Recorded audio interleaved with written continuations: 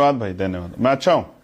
Okay, आज पहला सवाल आपसे यही करूंगा। संसद का सत्र तो शुरू हो गया, लेकिन सब जगह चर्चा हो रही है यूजीसी के नए नियमों की, जिन पर सुप्रीम कोर्ट ने आज स्टे दे दिया, रोक लगा दी और उनकी कड़े शब्दों में आलोचना की है। आपका पहला रिएक्शन क्या है? क्योंकि आप तो हमेशा पिछले 5-7 दिनों से लगातार यूजीसी के नियमों के पक्ष में बोल रहे थे, अब स्टे हो गया है, रोक दिया सुप्रीम कोर्ट ने। देखिए मानक भाई, मैं तो एक अधिवक्ता हूं और माननीय सर्वोच्च न्यायपालिका का सम्मान करता हूं।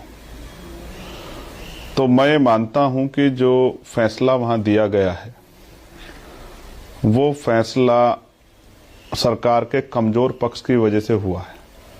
अगर सरकार मजबूती से अपना पक्ष रखती और सरकार की कथनी और करनी फर्क नहीं होता तो फिर वहां स्टे नहीं होता। अगर हम फैक्ट रख पाते कि 118% की वृद्धि, और ये प्रयास करते बताने का कि आप ही के द्वारा कहा गया था रोहित वेमुला और डॉक्टर पायल के केस में कि इस पे सख्त कानून जो है बनने चाहिए, तो गाइडलाइन ही बनी है ना।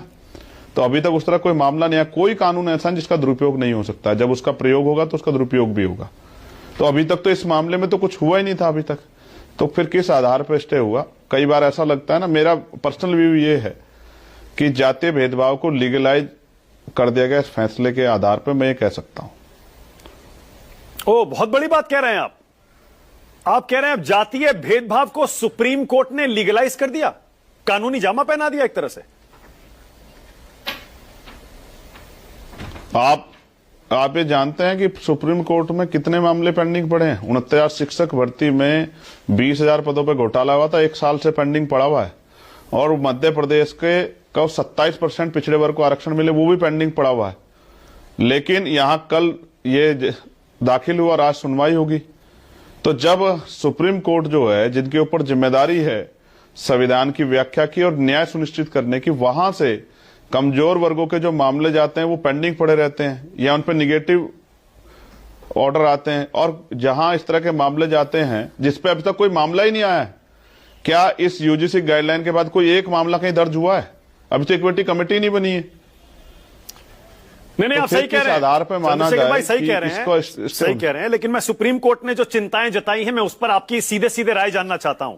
सुप्रीम कोर्ट ये कह रहा है कि एक तो सबसे पहले ये बड़े अस्पष्ट किस्म के नियम बनाए गए। भाई जातिगत भेदभाव या जातिगत प्रताड़ना, शोषण कुछ भी हो सकता है। मतलब इतना वेग, इतना खुला, इतना अस्पष्ट तरह का आपने इसका परिभाषा इसकी दे दी है, कोई कुछ भी कह के कुछ भी आरोप लगा देगा, तो दुरुपयोग की सीधे सीधे आशंका है इसमें।